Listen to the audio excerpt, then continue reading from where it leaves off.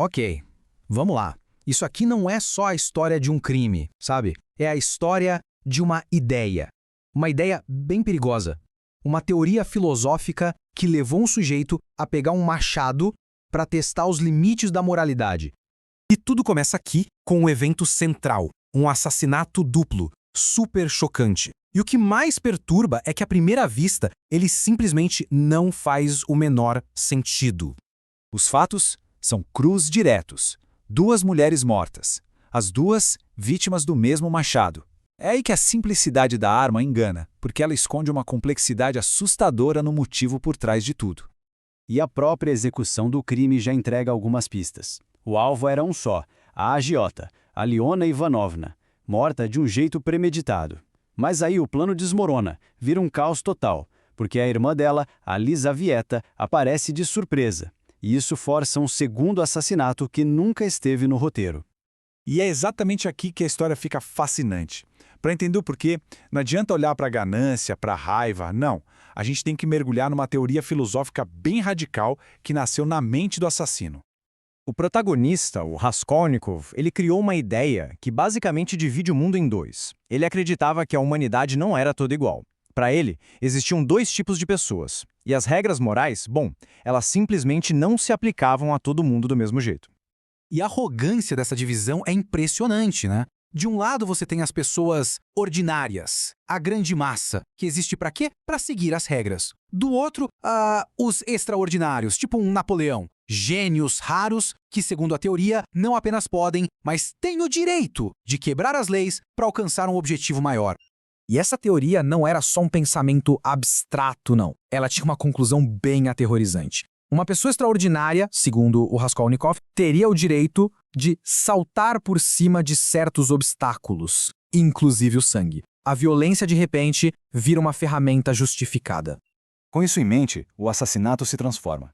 Não foi só um crime, foi um teste deliberado.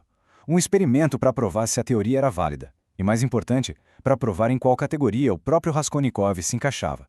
Essa era a pergunta que o consumia. Será que ele era só um cara comum, sujeito às mesmas leis morais de todo mundo? Ou será que ele era um Napoleão em potencial? Alguém com força para cometer um ato terrível por um bem maior e simplesmente seguir em frente sem culpa?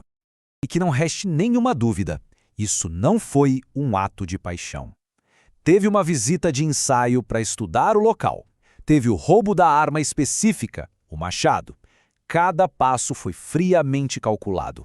Era um experimento sendo colocado em prática.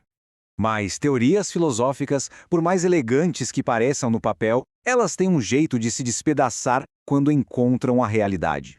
E o experimento do Raskolnikov estava prestes a falhar de um jeito espetacular. A teoria era grandiosa, mas na prática deu certo. A resposta veio quase que imediatamente, no meio do caos que se seguiu ao primeiro golpe do machado. E o resultado não foi nada do que ele esperava. O colapso da teoria foi imediato e foi total. O segundo assassinato, aquele não planejado, já provou a completa perda de controle. E o que ele fez depois foi ainda mais revelador. Ele roubou uma bolsa, uns itens mais em pânico, só escondeu tudo debaixo de uma pedra. Ele nunca nem contou o dinheiro.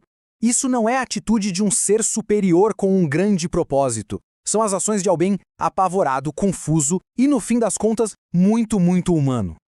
Então, o ponto crucial é este.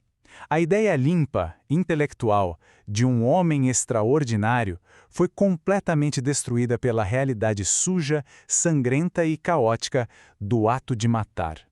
A teoria não sobreviveu ao contato com o mundo real. Isso tudo nos deixa com uma última reflexão. A história do Raskolnikov é um caso extremo, claro, mas nos obriga a perguntar o que acontece quando qualquer grande ideologia, qualquer teoria grandiosa sobre como o mundo deveria funcionar, dá de cara com a realidade imprevisível e muitas vezes brutal da natureza humana.